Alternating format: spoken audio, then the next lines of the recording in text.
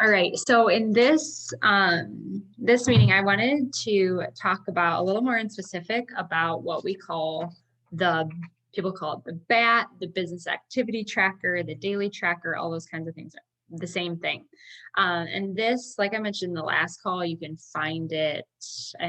Kudos to Katie for actually messaging me and asking me for the link, because in order to actually print it, there's lots of different versions out there. If you want the actual printable version, I put like hole punches in them and put them in a binder. But if you want the paper version, message me and I'll give you the link to it, because in the coach office, I think I explained it last call, but in the coach office, you can see the whole like interactive version that's on your desktop. And then there is an app too. And yeah, just let me know, like, just think about like what would be best for you, app, desktop, and paper. And if you need help figuring out how to find it or where to find it, just let me know. Because like I mentioned last time, it's just really important to be aware of your activities, because it's easy to feel like, first off, it's easy to feel like you're getting nothing done and not giving yourself enough credit. So like this helps you check off boxes and realize, no, I am doing things. And that makes you feel good about yourself. And then it's also easy to think like, oh, I'm doing all the things, but then you're missing like the same thing over and over. Or you think, oh, I'm just skipping this today and then tomorrow and the next day and the next day. And you kind of skip the same thing for a week. And then it just kind of gives you accountability, right? So let me know if you need help with that. As I mentioned, last time I went through the 4 vitals, big picture, why they're important and why they help you as a person and not just help others, right? And now I'm going to go into more detail. So the first one's the easiest, the simplest, things that you guys are already doing already. And that is being proof of the products and that they work. And that's just effectively going through our programs, right? Committing to an exercise program and a nutrition program and at least one of the nutritionals, and just doing it yourself and feeling that difference. It's so important because first off, it builds your belief in what we're doing and how it benefits you, and it makes you want to share it with other people, right? Like if you don't feel good about it, you don't feel good about yourself, it's really hard to share in an authentic way that makes people want to be a part of it, right? So that's why honestly we put it as number 1, because your journey is the most important. You need to be in a space and in a place where not that you're at your goal weight, but that you're in a place where you can see and feel how it's benefiting you in a way that you feel like you want other people to benefit in the same way, right?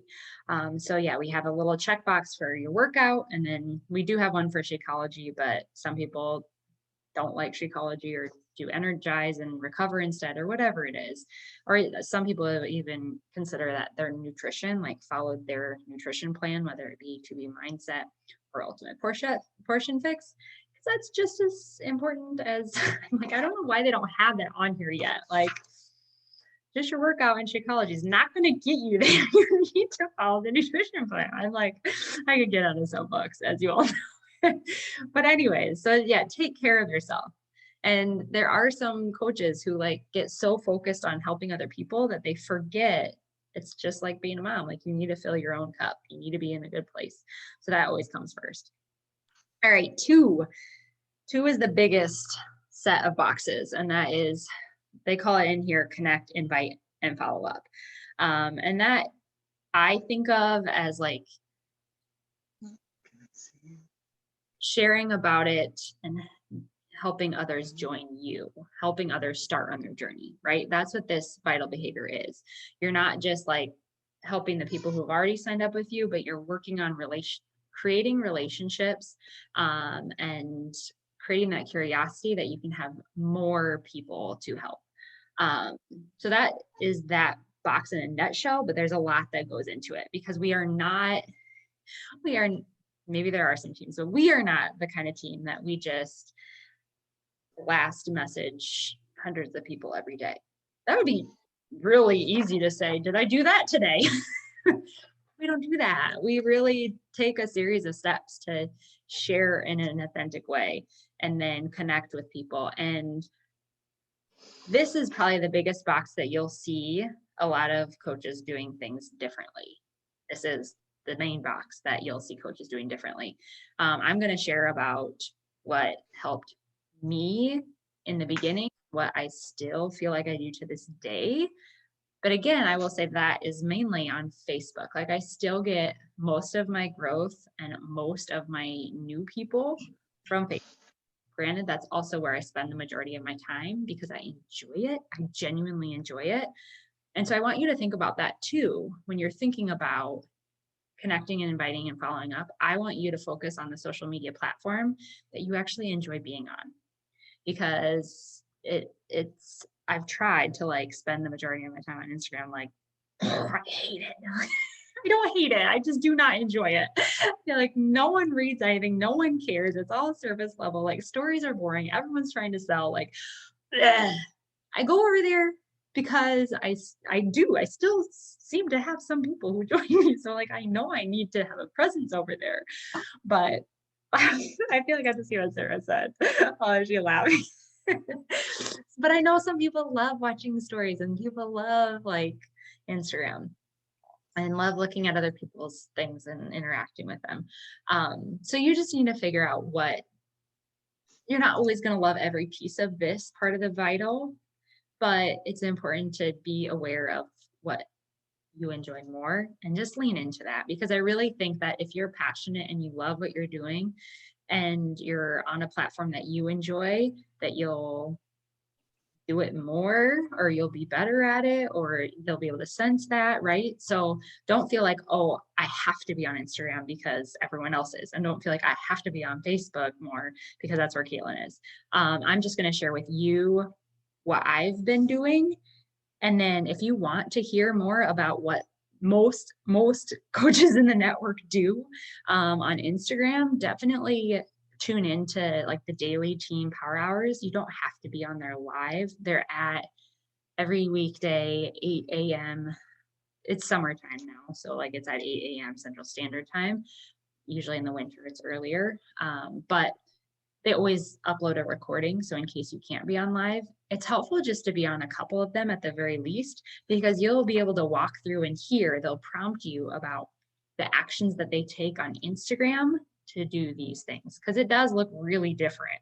The kinds of messages that they send and how they connect with people and find new people, it's completely different on Instagram than it is on Facebook. So ideally, we're doing a little bit on both, but you also just kind of have to know your amount of, time that you have available. And I'd rather have you do like all of the things versus like doing, I don't know how to describe that. I'd rather have you be able to like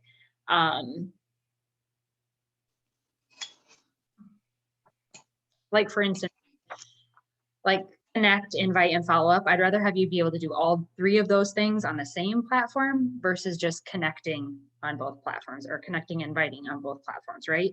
So I do think it's helpful for your mind, if you're like me and you get overwhelmed quickly, to focus on one platform. But anyways, I really didn't plan on going into all of this. So I'm gonna focus back. So the first thing they're gonna tell you to do, that you need to initiate connections and add followers. That is something that gets increasingly important the longer that you're in this business, right? Because first, when you first start out, you're going to have, your base level of family and friends and people that you already know.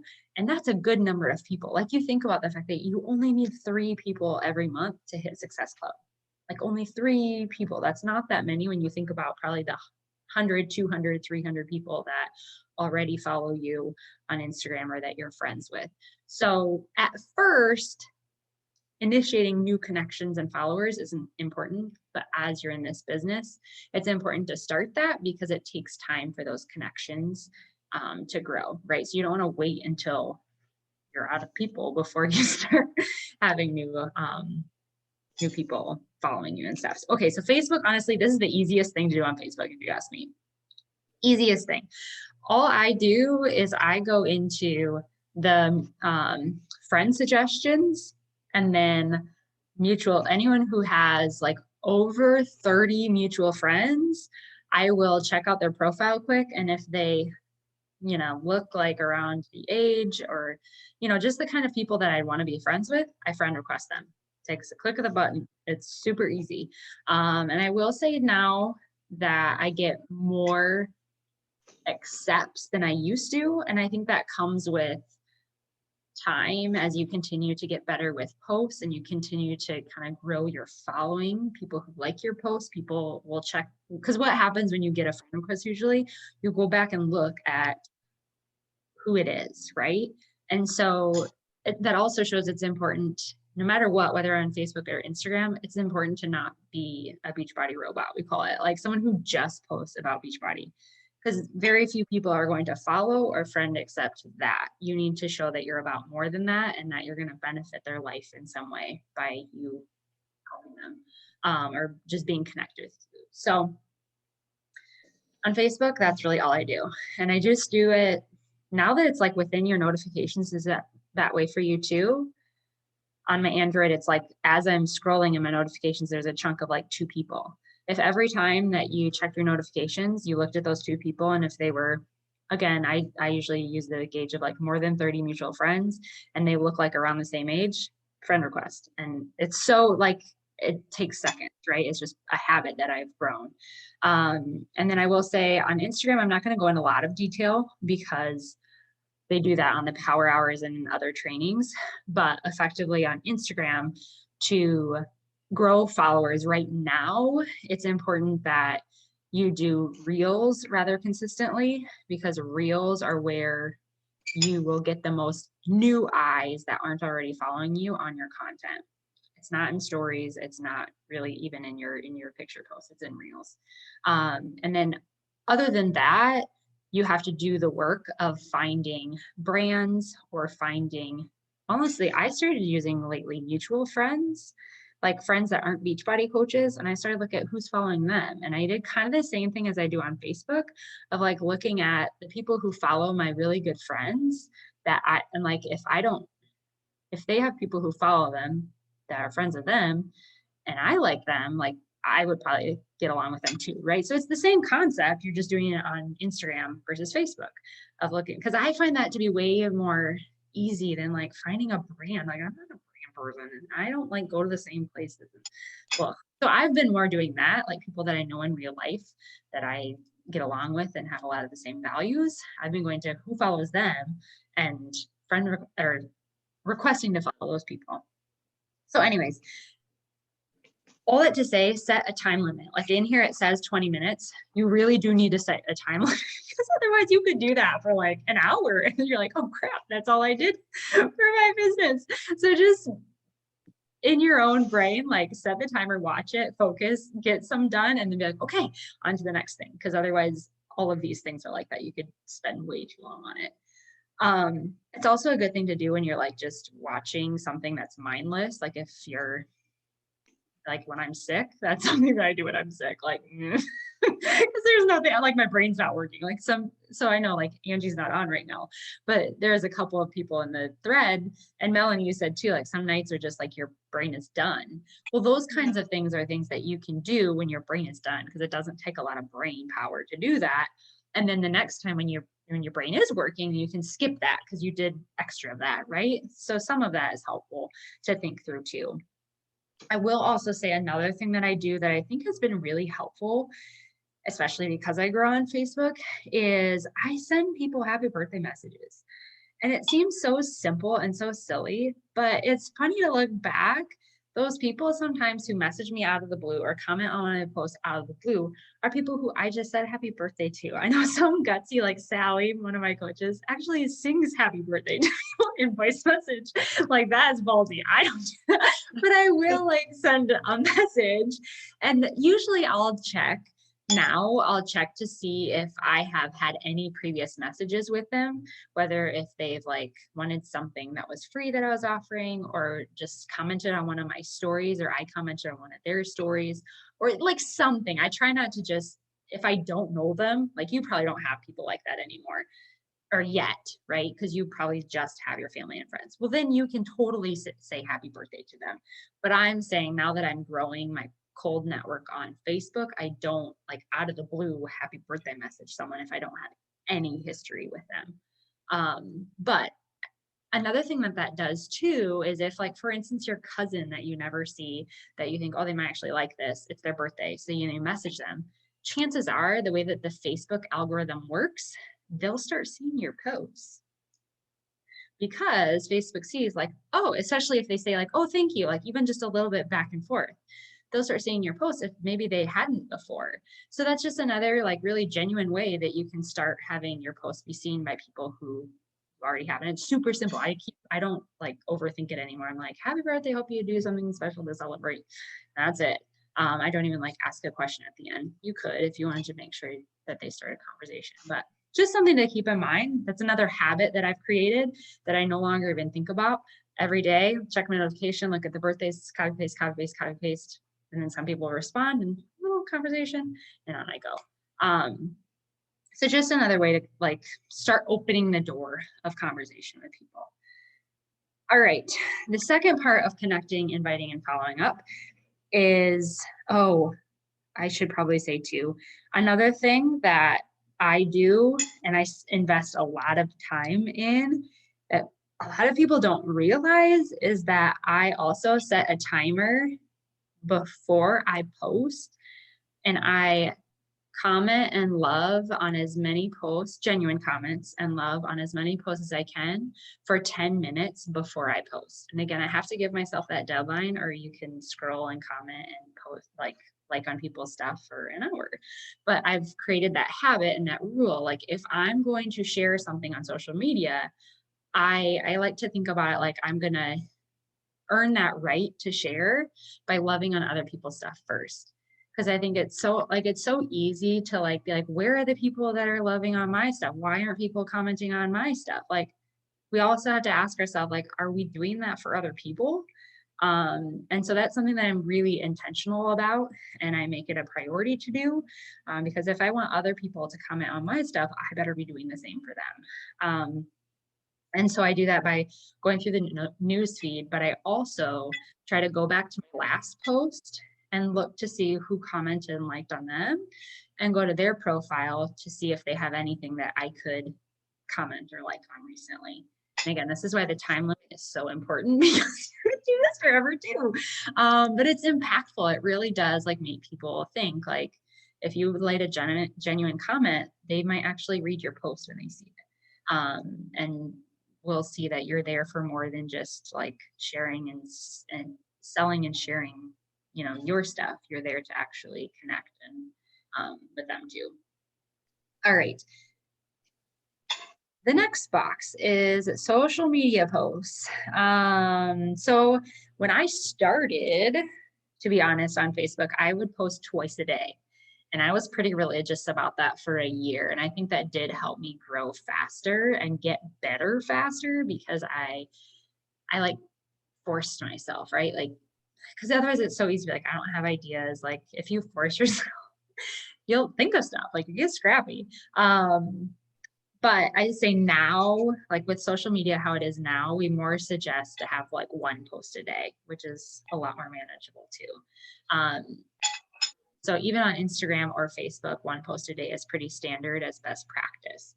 And if you're doing that one post a day, again, I think about it as like earning the right to share what you're doing too with a lead generator, we call them, which is where you actually specifically tell them about something that you're doing, whether it be a group or the 3D refresh or Shakeology or whatever it is. And you actually verbatim, like tell them, fill out this form if you'd like more information, or comment more info, right? So a lead generator is very specific as to the opportunity and what you want them to do if they're interested. Those kinds of posts, we say twice a week, assuming you're doing one a day. If you're not doing one a day, you probably should only do one lead generator a week, just because you want that balance of making sure that people, see other stuff than just you showing up wanting something from them, right? You want them to think of you more as sharing and offering things than just asking for things. Caitlin, yeah, can I ask a question? Yeah. And you mean post not to stories. You mean Right. like a actual physical post on your feed? Yes, actual physical post to your feed. Okay. Yep. And just a note too, like if you're posting on Instagram and Facebook, you don't need to use hashtags. They don't do any good. It's funny because when people talked about, I didn't even have Instagram and people kept talking about hashtags. So I started adding them to my Facebook posts. Like it doesn't do you any good. So on Facebook, you don't need them, but on Instagram, they suggest, and if you are like interested in growing on Instagram, let me know because like there is a guy, it's a long story, but he is amazing. He's amazing Instagram. I took like a 5-day course for like $20 from him. I learned so much. So if you are like wanting to dig into like really investing time and only $20 or whatever it is into growing there, let me know. But yeah, on Instagram, when you're posting, you want to use less than 30. So I usually go like between 27 and 28 different hashtags. There's like all these, I don't want to get into all that. That's a whole nother training. But yes, post to your actual page in Facebook or Instagram, one a day. And yeah, most of them don't even have to be about health and wellness. They can be about your kids, your faith, just something funny that happened. I usually try to think about emotions, like what made me happy today, what made me sad today, what made me angry today, and then try to always have an uplift at the end, because there were seasons of my journey that were really hard and I wanted to share that hard, but I would always try to help myself and other people find that upswing of good coming out of it too. All right, so that's social media posts. And then the next box is stories. I am still not good at consistently doing stories, but a lot of the coaches use stories religiously, many, every single day. And I think this is another important thing for you to just be aware of what fuels you versus what drains you. Like, what do you enjoy doing? Like, some people love doing stories and it fuels them and it's fun for them. And that's why they focus there. I love writing. Like, I love connecting with people in that way. So that's why, of course, as a coach, you kind of want to do a little bit of everything, but I think it's okay to lean into what you're gifted at and what you actually enjoy, because you'll do it more often. You'll do it better. You'll connect with people like that. And I think you can succeed no matter what you do, as long as you're doing something, right? So stories, again, you want to just make sure that you're not being a Beachbody robot. Don't just do your workouts. Don't just do your Shakeology. Share good, the bad, the funny, like whatever. As you're doing it, really important is to try to engage people. Use the poll function, use the question function. Like, Katie, you're really great at that. Like, and Sarah, I've even seen you do that too. Like, but like, what dinner ideas, or it can be something super vague, and just ask people. I always do like opinions. Holy cow, that stuff always, like, I was talking about melatonin, like giving their kids melatonin gummies. I have never gotten so many messages in my life. I was like, holy cow, people are really opinionated about this. And like the next one I plan on doing is about, oh gosh, we're already down in 10 minutes. It's about like potty training. So like just stuff that is in your everyday life that you like are honestly curious to hear what other people have done or what's worked for them when you're buying things. People love that too. Like Stitch Fix. I got a Stitch Fix factor. So I'm going to those are the things that are great on stories, because it's not like deep stuff. But people are interested in it. So I'll probably do like a poll, like keep or return for each thing I got from Stitch Fix. And I know that by doing that, that story is going to be viewed a lot more, because the Instagram and Facebook algorithms are going to be like, oh, people really like this story. They're engaging a lot on it. And they'll probably watch the rest of them. So if I'm so strategic. So if you do something like that, put at the beginning of your story set, because then the more interaction you get right away, the more people will end up getting a notification or getting it in their view box, and then they'll hang on and see the rest of them. So do like your workouts and stuff at the end of those, because there will be people who will hang on for it. But if you had at the beginning, they could drop off. And then I'm getting so specific again, sorry. But yeah, hopefully that helps a little bit. You learn all this stuff as you do it, and you analyze and you watch, like, what do people like seeing? What do they like polling on? So I do kind of enjoy stories a little bit. But I also realize that, like, Okay, I'm not gonna get into that. Okay, so yes, daily life workout clips, product use, they give you a whole bunch of ideas on here too. And if you're doing stories and you're consistent in it, it's totally okay. And if you have quite a few, like 10 slides, or they usually say around 10 total to stick around. I usually do more than that if I do it, but it's totally okay and normal. And you should have some kind of lead generator in there, because it's totally normal on stories. It's almost like acceptable and expected in stories to have something in there of like what a join you or opportunity to free sample or whatever it is. So that's totally okay. Okay, and then the next one's easy. Respond to the likes, comments, views. Honestly, I guess I shouldn't say that's easy because I know I didn't always do that. But another like quick tip is that every time that you comment, respond to a comment on your post, like it helps the traction of that post. More people will see it.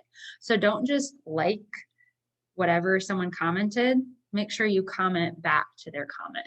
And if they say another comment, because all of that helps more people see that post. And honestly, I think people like feeling like they took the time to comment. And if you commented back, it makes them feel validated that it was worth their time to comment, right? I always like it. Like, someone just likes my comment, I'm like, But if someone like genuinely comments back with, emojis or excitement, it makes me feel like, oh, they actually like did want to hear from me, right? All right, then the next thing is invites, which is historically the one that I avoided for probably a year. Well, I shouldn't say a year. I would say I still have to force myself to do that box. And that's why the accountability of it is so important to have it here, because otherwise you say, oh, I just ran out of time today. Then you'll just run out of time. You'll do everything else and you'll run out of time, right? Because if you're like me, you procrastinate it, you save it for last, and then you just run out of time, and then you never get to it for weeks on end. So it was good. There was a point in Jake and Amber's group when Jake was more my upline coaches, where they would actually like have you share your trackers. And so that was really honest to be like, yeah, I didn't invite again. I have a big list of people I should, but I haven't done it yet. So I will say again, honestly, what I've been doing, and especially what I get excited for launches, is what I talked about in the launch call, which I won't go over again, but just like inviting people to try the free sample and having some kind of incentive. It can be totally small, but I do that every launch because I think it's the easiest invite to send. And people actually enjoy it. They enjoy trying a free sample of something, and they get a freebie potentially, depending if they get the giveaway and do the feedback. So that's super easy invite. Then we talk about, okay, if it's not a launch time, then what? And I will say that another thing that I did and still do when I know that I need to start getting in conversation with people. And especially if I see some people liking and commenting on my stuff that I haven't connected with, one thing that I try to do is just send them a really genuine message. And sometimes it's even in voice message, but lots of times if it's the first one I send them, it's just a message like thanking them for liking or loving or commenting on one of my posts.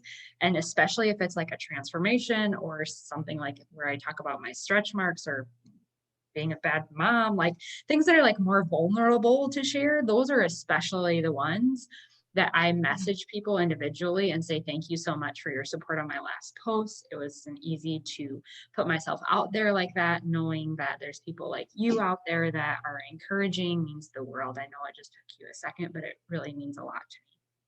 I say that because that's exactly like, I've been saying that to people for years, and it's amazing just opening that door of conversation. What happens?